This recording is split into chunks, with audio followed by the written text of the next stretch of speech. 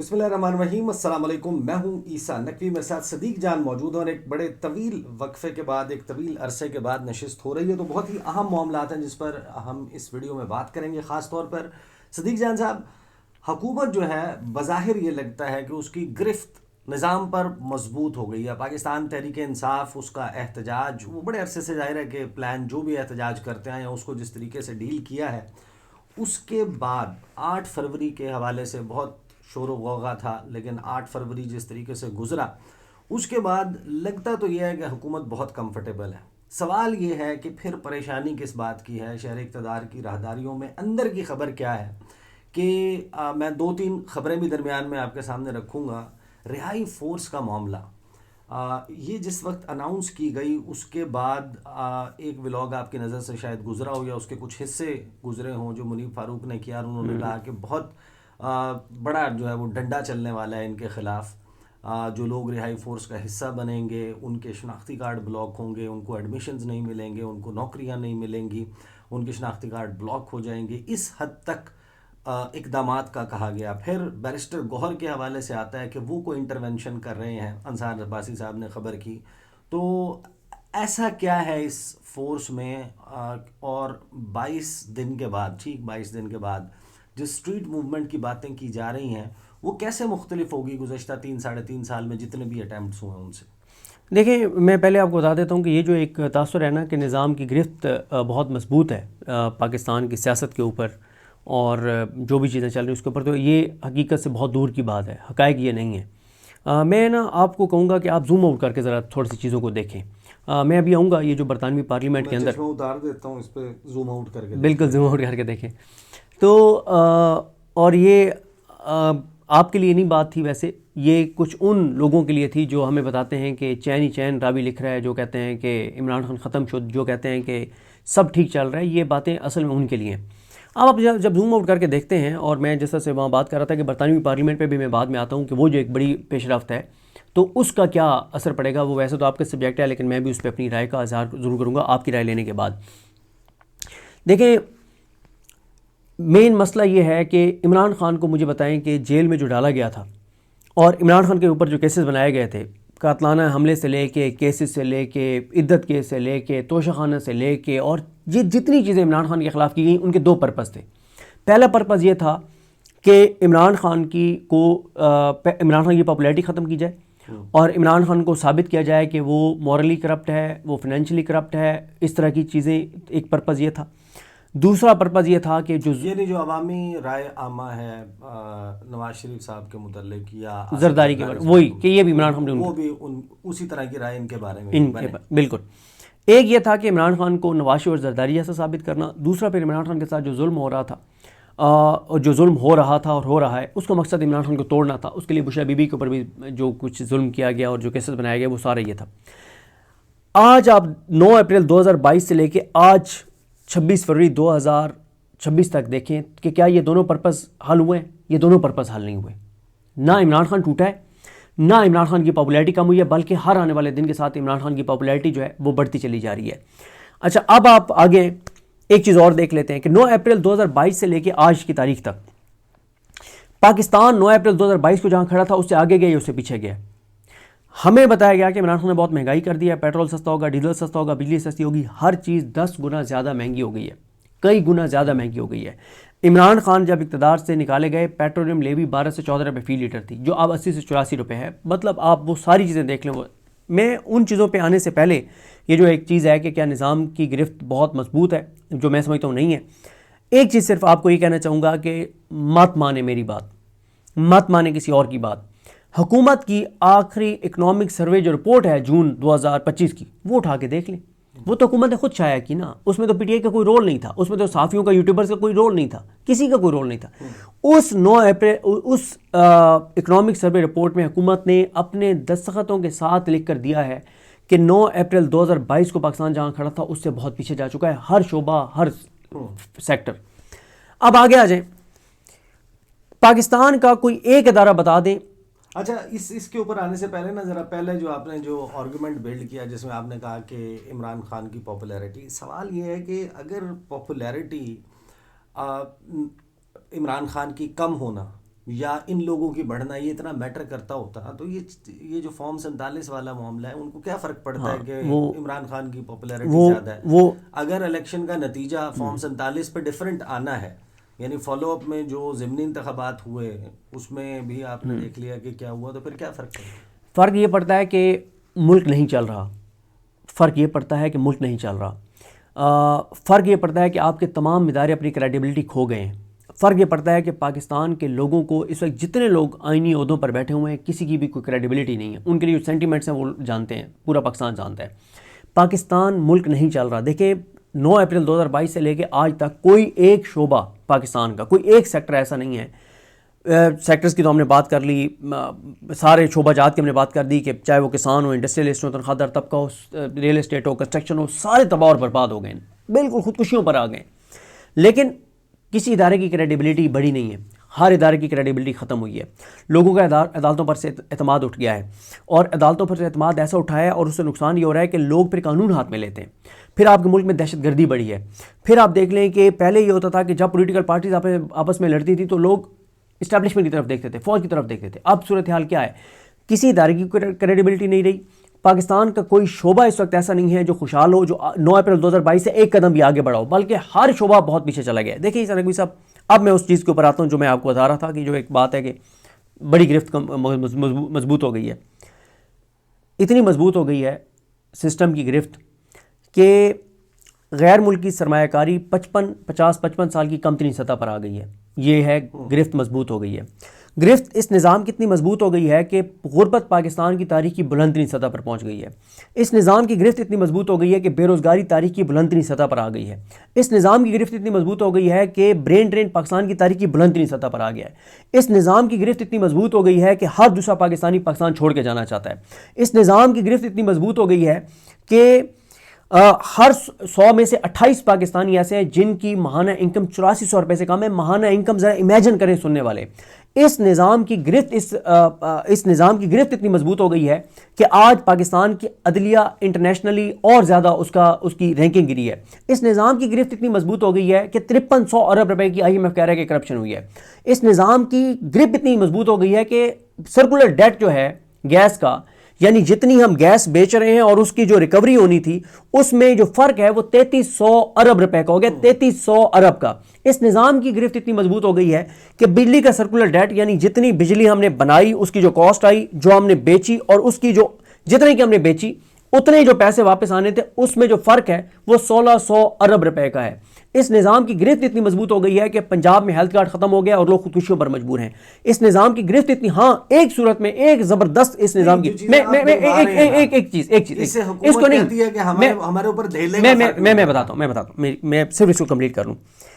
ایک چیز میں ان کی گرفت واقعی مضبوط ہوئی ہے جس پہ ماننی پڑے گی، 26 نومبر ہوا ہے، کوئی اس نظام کا کچھ نہیں کر سکا۔ مرید کیا ہوا ہے، کوئی اس نظام کا کچھ نہیں کر سکا۔ اراکین اسمبلی کی انہوں نے تنخواہیں بڑھائی ہیں، منسٹروں کی بڑھائی ہیں، انہوں نے جس کا دل چاہا ہے نیا جہاز لیا ہے، لگژری جہاز لیے ہیں، کوئی نہیں پوچھنے والا، عدالتوں کو ختم کر دیا، کوئی نہیں ان کو پوچھ سکا، اپنی مرضی کا 3رے نمبر کا جج چیف جسٹس پاکستان جسٹس جائیے کو لگا دیا، 14ویں نمبر سے جسٹس ڈوگر کو لا کے اسلام آباد کورٹ کا چیف جسٹس بنا دیا، کوئی نہیں ان کو پوچھ سکا۔ انہوں نے حاجی امین کو آئینی عدالت کا سربراہ بنا دیا، عامر فاروق ان ساروں کو لے آئے، کوئی نہیں ان کو پوچھ سکا، علی باقر نقوی وغیرہ کو جس طرح سے نوازا، لاہور کورٹ میں علی نیلم کے ساتھ ڈٹ کے کھڑے ہوئے، ان کا کوئی کچھ نہیں بگاڑ سکا۔ نیچے عدالتوں کے اندر جو کچھ کر رہے ہیں کوئی ان کو پوچھنے والا نہیں ہے۔ 8 فروری کو الیکشن ہوا، الیکشن کا جو نتیجہ آیا اس کا کیا ہوا، ٹریبونل جو بننے تھے ٹریبونل کیسے تبدیل ہوئے، قانون کیسے تبدیل ہوا، 26 میں ترمیم ہوئی، 27 میں ہوئی، پیکا آیا میڈیا کے اوپر، اپنی مرضی اپنے، پھر دیکھیں عدالتیں دیکھیں، وہ حکومت تو کہتی ہے یہ ہماری۔ اجاز الحسن صاحب، مظاہر علی اکبر نقوی صاحب، منصور علی شاہ صاحب، اطہر من اللہ صاحب، طارق محمود جہانگیری صاحب، ان ججز کو عدلیہ سے جانا پڑا، کچھ کو گھر بھیج دیا گیا، اس نظام کو کچھ نہیں بگاڑ سکا۔ اس حوالے سے ان کی وہ مضبوطی۔ اب میں اس کو کنکلوڈ کروں، اب جب یہ سب کچھ نہیں ہوا تو پھر یہ رہائی فورس سے کیا؟ میں بتاتا ہوں، رہائی فورس بالکل الگ ہے، اس پہ ہم الگ بات کریں گے، اس ویڈیو میں بات نہیں کریں گے، اس ویڈیو میں ہم کچھ اور بات کریں گے۔ اب میں نے آپ کو کہا تھا کہ آپ زوم آؤٹ کر کے ایک چیز دیکھیں، آپ نے کہا کہ ان چیزوں سے ان کو کیا فرق پڑتا ہے۔ سر اب فرق پڑنا شروع ہو گیا ہے۔ اب فرق کیا پڑنا شروع ہو گیا ہے؟ پاکستان پورا فوکس رہا عمران خان کے اوپر، ڈیجیٹل میڈیا کے اوپر، عام لوگوں کے اوپر، مینڈیٹ چوری کے اوپر، بے گناہوں کو جیلوں میں رکھنے کے اوپر، ان کو نوازنے کے اوپر، ان لاڈلے لاڈلیوں کو نوازنے کے اوپر، ان کو جہاز لے کے دینے کے اوپر، ان کو عیاشیاں کرانے کے اوپر، ان کے بیرونی دوروں کے اوپر، ان کی جو ذاتی ان کے معاملات ہیں ان کے اوپر. دوسری طرف ملک کے اندر صورتحال میں نے آپ کو بتائی کہ اس وقت جو ہر شعبہ ہے نا پاکستان کا، لوگوں کے پاس جو کوئی بچی کچی چیزیں تھیں نا، سیونگ تھی، وہ ختم ہو گئی ہے. لوگوں نے اس وقت لوگ بجلی کے بلوں کے لیے آگے جو گرمیوں میں 100% اضافہ ہونے جا رہا ہے، لوگ اس وقت سردیوں میں بل نہیں دے پا رہے تو گرمیوں میں کیا ہوگا. کسان کی مسلسل جو 3-4 فصلیں پٹ گئی ہیں اور ان کے پاس کچھ نہیں سیونگ بچی کہ اب وہ سروائیو کر سکیں. ریل اسٹیٹ کنسٹرکشن کے پاس کچھ نہیں بچا کہ وہ سروائیو کر سکیں. اب تنگ آمد با جنگ آمد کی طرف چیزیں جائیں گی. دوسری طرف آپ دیکھیں کیا ہوا ہے، پچھلے 10 دن میں ایوریج 7 سے 10 شہادتیں ہو رہی ہیں پولیس اور سیکورٹی فورسز کی پاکستان کے اندر. کے پی کے اندر حالات آپ دیکھ لیں، آپ آڈیو سنیں ان کی جو لیفٹنٹ کرنل جو شہید ہوئے ہیں ان کی، کہ وہ جو بتا رہے ہیں کہ کے پی کے اندر صورتحال کیا ہے. بلوچستان کے اندر آپ حالات دیکھیں، بلوچستان کے اندر آپ دیکھیں خواتین جس طرح سے کمانڈوز، اور یہ کتنا پاکستان کے لیے خطرناک ہے. پھر آپ دیکھ لیں کہ جو وہ ان کے فدائیین تھے دہشت گردوں کے، M A English, M A political science, Punjab university سے ماسٹرز کیا ہوا. پھر آپ دیکھیں اس وقت آپ اگر زوم میں اس کو کمپلیٹ صرف کر لوں، اس کو کمپلیٹ کر لوں. جب آپ زوم آؤٹ کر کے دیکھتے ہیں کہ نہ اکانومی چل رہی ہے، نہ فورن ڈائریکٹ انویسٹمنٹ آ رہی ہے. قرضوں کی صورتحال یہ ہے کہ آپ کا پچھلے 3 سال میں جو آپ نے سود دینا ہوتا ہے قرضوں کے اوپر، اس میں 84% اضافہ ہوا ہے. 84%، یعنی آپ نے جہاں پہ 1000 ارب آپ نے دینا ہوتا تھا تو اب آپ نے 1000 اور تقریباً کوئی 800 ارب سے زیادہ دینا ہے. یعنی 800 ارب سالانہ اضافہ ہو گیا ہے پچھلے 3 سالوں میں صرف سود کی مد میں. دیکھیں ریجنل آپ دیکھ لیں، افغانستان کے بارڈر کے اوپر آپ کے ساتھ کیا صورتحال ہو رہی ہے. بھارت جس طرح کی تیاریاں کر رہا ہے، ایران اور امریکہ کے جو کشیدگی چل رہی ہے اس میں بھی آپ براہ راست افیکٹی ہیں. آپ دیکھ لیں کہ بھارت نے ابھی یورپی یونین کے ساتھ ڈیل کیا، آپ کی 9 ارب ڈالر کے ایکسپورٹس خطرے میں پڑ گئی ہیں. اس وقت امریکہ کی اور انڈیا کی آپ صلح ہو گئی ہے تو آپ کی وہ نہیں رہے گی جو آپ کی پہلے پوزیشن تھی. پھر آپ یہ دیکھ لیں کہ آپ پیس بورڈ میں گئے، اس کے اوپر پاکستان کے اندر سینٹیمنٹس کیا ہیں. دیکھیں نہ اکانومی چل رہی ہے، نہ سیکیورٹی بچی ہے، نہ بیرونی سرمایہ کاری آئی ہے، نہ لوگوں کے اندر خوشحالی ہے. ہر طرف سے آپ پھنستے چلے جا رہے ہیں. وہ جو آپ بات کر رہے تھے نا کہ وہ کہتے ہیں کہ ہمیں کیا فرق پڑتا ہے، فرق پڑ رہا ہے. دیکھیں اس وقت یہ نظام ایک چیز کے اوپر کھڑا ہے، 2 چیزوں کے اوپر کھڑا ہے. ایک یہ نظام کھڑا ہوا ہے ٹرمپ کے اوپر، اس کی سپورٹ کے اوپر، اور دوسرا یہ نظام کھڑا ہوا ہے پی ٹی آئی کی انٹرنل لڑائیوں کے اوپر اور پی ٹی آئی کی افیکٹو اپوزیشن نہ ہونے کے اوپر. ٹھیک ہے، ان 2 چیزوں کے علاوہ کوئی چیز ان کی فیور میں نہیں ہے. ایسا نہیں ہے. دیکھیں عیسیٰ نقوی صاحب، میں آپ کو ایک چیز عرض کروں، میں درجنوں ویڈیوز میں ایک بات کر چکا ہوں کہ میری لوگوں سے بات ہوتی ہے، وہ کہتے ہیں یار یہ نظام اتنا مضبوط نہیں ہے، ریزسٹنس کمزور ہے. کیوں؟ ورنہ یہ نظام اتنا کمزور ہے کہ زورین نظامانی کا ایک آرٹیکل یہ برداشت نہیں کر سکتا، یہ پتنگوں کے اوپر عمران خان کی تصویر برداشت نہیں کر سکتا، یہ نقدہ کوکا جو ہے وہ گانا بسنت کے اوپر نہیں افورڈ کر سکتا، وہ جو پولیس چوکی کے اوپر خودکش حملہ آور تو داجل کی پولیس چوکی کے اوپر پہنچ گیا. لیکن اگر کسی گاڑی کے اوپر پی ٹی آئی کا جھنڈا ہوتا تو وہ گاڑی وہاں پولیس چوکی تک نہ پہنچتی، چوکی تک نہیں پہنچ سکتی تھی کے پی کی حدود سے نکل کے، اور بکھر کی حدود تک گاڑی نہیں پہنچ سکتی تھی جس کے اوپر پی ٹی آئی کا جھنڈا ہوتا. سر ہمیں اپنی ترجیحات کو ٹھیک کرنا ہوگا، چیزیں انٹرنیشنل ریجنل ہر حوالے سے. اب ایک موضوع کے اوپر آخر میں بات کر لوں، پہلے اس پہ آپ کی میں رائے لوں گا، پھر میں اپنی رائے دوں گا. یہ بتائیں کہ یہ جو برطانوی پارلیمنٹ میں جو ڈیبیٹ ہوئی ہے عمران خان صاحب کی صحت کو لے کے، پاکستان میں انسانی حقوق کی پامالیوں کو لے کر، اس کا آپ کیا اثر دیکھتے ہیں؟ میرا تو فرینکلی اسپیکنگ یہ تو صرف اس پہ ڈپینڈ کرتا ہے نا کہ حکومت ان چیزوں کو، یا حکومت جب آپ کہہ رہے ہیں کہ ان کو اس سے بھی فرق نہیں پڑا، اس سے بھی فرق نہیں پڑا، اس سے بھی فلاں چیز اتنے 1000 ارب پہ پہنچ گئی، اتنے جو ہے وہ نیگیٹو چلے گئے معاملات.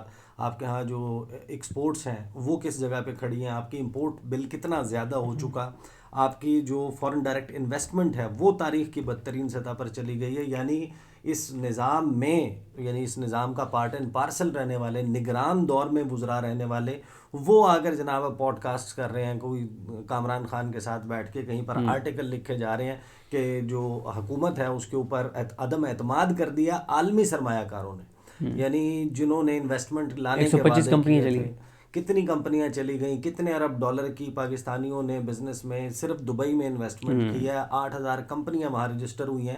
اگر حکومت کو اس سے فرق نہیں پڑا تو ایک ڈیبیٹ، جس ڈیبیٹ میں ظاہر ہے کہ عمران خان کے حوالے سے، اور عمران خان ایک ہاؤس ہولڈ نیم آپ سمجھ لیں گے برطانیہ میں، اور جس وقت سے یہ سارا ٹرموائل چلا ہے میرا خیال ہے سب سے زیادہ آواز اگر کہیں اٹھائی گئی ہے تو وہ برٹش پارلیمنٹ میں سب سے زیادہ گفتگو ہوئی ہے، یا جو برٹش ایم پیز ہیں جو ہاؤس آف لارڈز یا ہاؤس آف کامن کے ممبرز ہیں انہوں نے اس کے اوپر گفتگو کی ہے. لیکن دیکھیں انہوں نے ایک تجویز تو دی ہے کہ جو سیکٹری ہیں وہ اس سارے معاملے کو پاکستان کے ساتھ ڈپلومیٹیکلی اٹھائیں. کامن ویلتھ آفس جو ہے وہ اس کے ذریعے جو ہے وہ دیکھا جائے پاکستان کے اوپر کچھ ایڈ اور اس کے کٹ کرنے کی بات بھی کی گئی ہے. لیکن آپ کو یاد ہوگا کہ جب اس سے پہلے برطانیہ کی طرف سے اسٹیٹمنٹس آ رہے تھے تو پاکستان کی طرف سے بڑا اسٹرانگ جو ہے وہ ریئیکشن انگلینڈ کے حوالے سے خاص طور پر آیا تھا.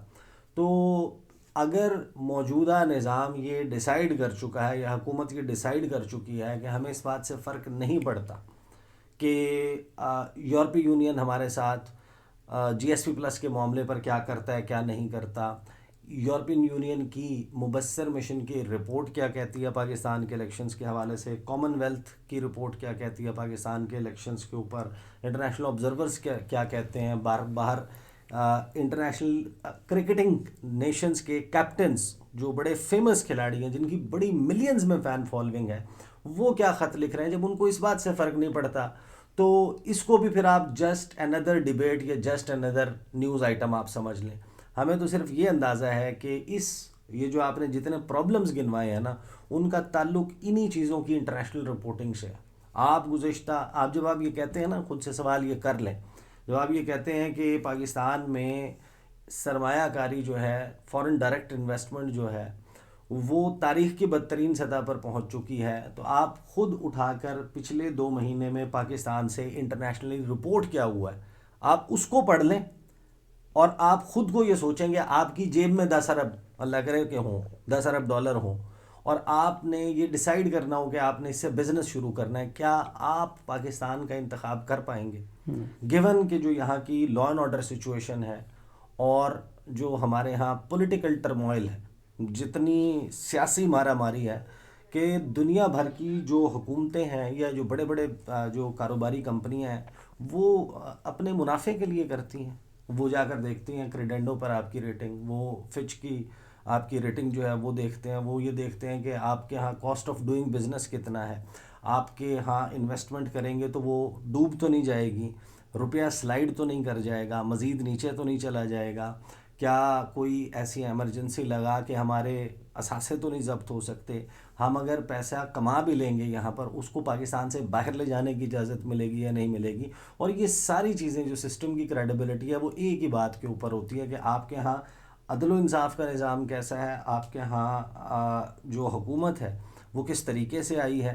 حکومت جانے سے پالیسیاں تو بہت بڑی ڈراسٹیکلی چینج نہیں ہو جائیں گی، تو میں تو اس طرح دیکھتا ہوں اس کو. دیکھیں میں اس پہ وہ جو میں نے چیزیں گنوائی تھیں اس میں سے ایک چیز ایڈ کر کے پھر اس پہ میں اپنی رائے دیتا ہوں. برطانوی پارلیمنٹ کے اوپر یو اے ای $2 ارب ہم سے واپس مانگ رہے ہیں. آئل وہ ہمیں آئل فیسیلیٹی ایک دی ہوئی تھی سعودی عرب نے، وہ ابھی ایکسٹینڈ نہیں کر رہے، ٹھیک ہے. تو یہ بھی چیلنجز ہیں. پھر قطر کے حوالے سے آپ دیکھ لیں. اچھا اس میں بھی میں اپنا رائے دے دوں کہ سعودی عرب ایکسٹینڈ کر دے گا. یو اے ای والا رول اوور جو ہے اس وقت جو رائیولری سعودی عرب اور یو اے ای کی چل رہی ہے اس کو دیکھتے ہوئے ایک بہت ہی مشکل مرحلہ ہوگا کہ پاکستان یو اے ای کو اس معاملے میں قائل رکھ سکے، کیونکہ اس وقت ٹھنی ہوئی 2 شہزادوں کی ہے، اس کی وجہ سے یہ معاملہ بالکل. اور اچھا پھر اسٹاک ایکسچینج ہماری بہت ایسے جا رہی تھی اوپر 140 کی سپیڈ پہ. ہمارے ایک مہربان ہیں جن سے ہم رائے لیتے رہتے ہیں، نقوی صاحب، تو ان سے بھی میری بات ہو رہی تھی. دیکھیں عیسیٰ نقوی صاحب، پہلے تو میں آپ کو یہ بتا دوں کہ میں یہ سمجھتا ہوں کہ بڑی تیزی سے معاملات ان کے ہاتھ سے نکل رہے ہیں، بڑی تیزی سے ان کی گرفت کمزور ہو رہی ہے. اور میں نے آپ کو بتایا کہ 2 چیزوں کے اوپر یہ نظام کھڑا ہے، ایک ٹرمپ کی سپورٹ کے اوپر اور ایک پی ٹی آئی کی انٹرنل لڑائیوں اور ان کی جانب سے مزاحمت نہ ہونے کے اوپر. اب آ جائیں برطانوی پارلیمنٹ کے اوپر.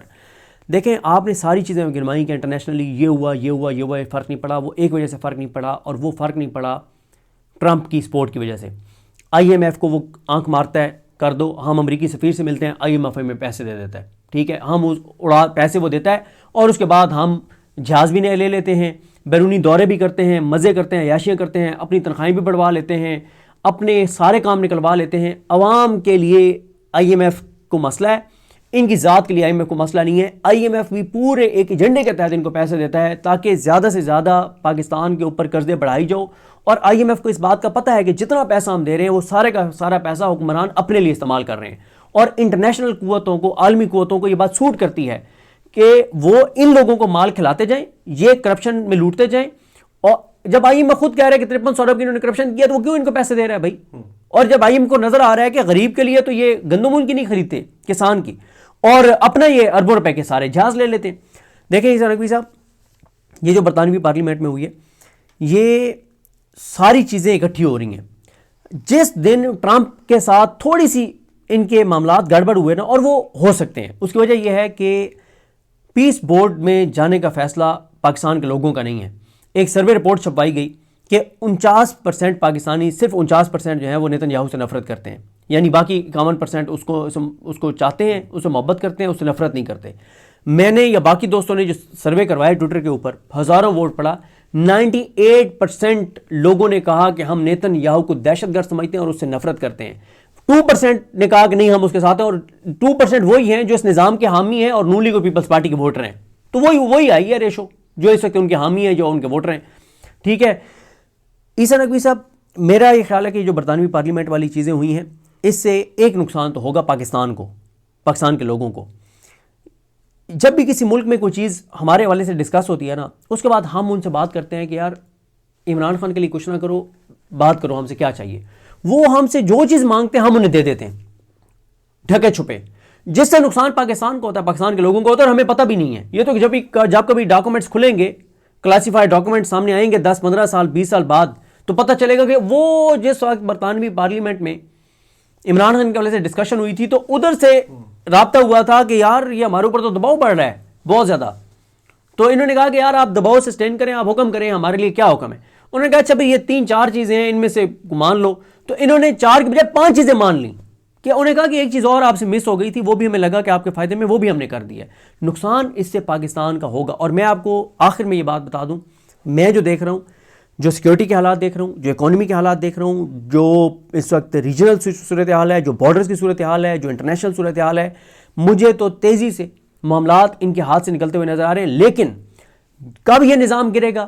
جس دن PTI کے MNAs MPs ٹکٹ ہولڈرز، جن کی کل تعداد بنتی ہے 1085 تقریباً، ان میں سے 50% جس دن عمران خان کے ساتھ اور پاکستان کے ساتھ مخلص ہو جائیں گے نا، 50% آدھے، اس دن یہ نظام گر جائے گا، کیونکہ یہ نظام طاقتور نہیں ہے. صحیح. مزاحمت کمزور ہے. مجھے کسی نے تذکرتاً بتایا تھا کہ 70,000 جو ہیں وہ پارٹی کے آفس بیررز ہیں، تنظیمی نیچے UC لیول پاکستان میں، پورے پاکستان میں ملا کر، اور اس کا 10% جو ہے نا وہ 7,000 بنتا ہے. ہاں جی. اور اس کا 10% 700 بنتا ہے. اگر 700 لوگ بھی اڈیالہ جیل نہیں پہنچتے، صحیح بات، عمران خان کی سسٹرز وہاں پہ بیٹھی ہوتی ہیں، تو پھر آپ کی بات تو درست ہے. 50% تک اگر معاملہ چلا جائے گا، یعنی آپ کہہ رہے ہیں رہائی فورس کا معاملہ ہم آگے اگلی ویڈیو میں ڈسکس کر لیں. ٹھیک ہے، پھر ہم اس ویڈیو کو یہاں روکتے ہیں، اور اگلی ویڈیو میں ہم بات کریں گے. ایک تو علیمہ خان صاحبہ جو ہیں، ان کا جو آؤٹ برسٹ ہے وہ کس طرف اشارہ کرتا ہے، بیرسٹر گوہر کے حوالے سے، باقی لوگوں کے حوالے سے جو انہوں نے بات کی، اس کا کیا مطلب ہے، اور رہائی فورس کے معاملے پر آخر اتنی ٹینشن یا اتنی پریشانی کیوں ہے. 3.5 سال ایفرٹس کرتی رہی پاکستان تحریک انصاف. حکومت کو اگر وہ اپنے احتجاج کے زور پر بھیج سکتے تو وہ آپ کے سامنے وقوع پذیر ہو چکا ہوتا. اگر وہ نہیں ہوا تو اب ایسا کیا ہے اس رہائی فورس کے معاملے پر کہ اتنی سنجیدگی سے اس کو لیا جا رہا ہے کہ from within PTI efforts ہو رہے ہیں کہ یہ نہ ہو. اس کے اوپر انشاءاللہ اگلی ویڈیو میں بات کرتے ہیں. اب تک کے لیے اتنا ہی. مجھے اور صدیق جان کو اجازت دیجیے. اللہ حافظ. اللہ حافظ.